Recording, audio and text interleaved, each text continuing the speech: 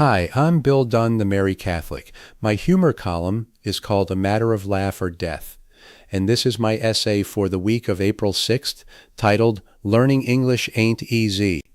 I hope you like it.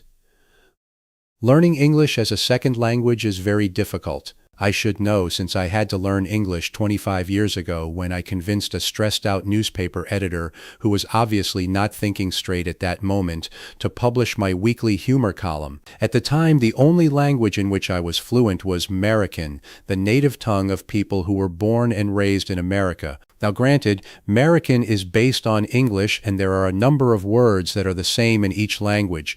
Exact number 11, but you see, I was an engineering major in college and received a gift C- in freshman composition, the only English class I took during my 4 years. The professor feared I would be back in her class again if she flunked me, hence the generous grade.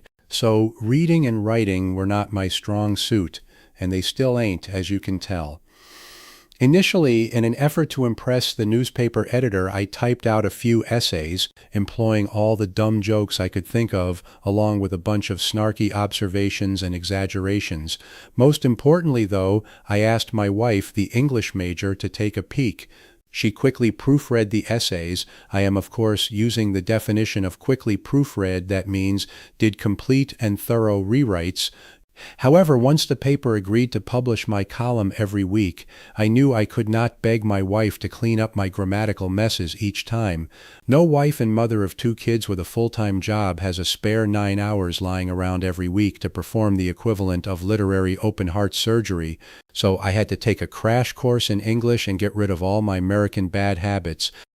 My wife told me the best way to learn how to write is to read, and she added quickly, TV Guide and Mad Magazine don't count. This was a long time ago. Do TV Guide and Mad even exist anymore? I embarked on an effort to do a lot of reading. I also did a lot of writing. Slowly but surely, my technique improved from atrocious all the way up to lousy. I made great strides.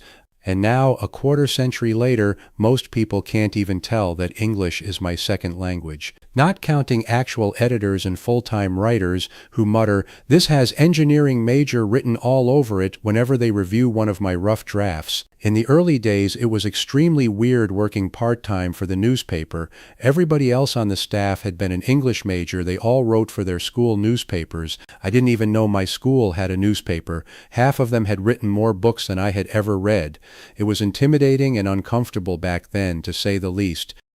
Anyway, this all came to mind a few months ago when I wrote a column with this headline, News Reviews, Choose Booze Cruise and Lose.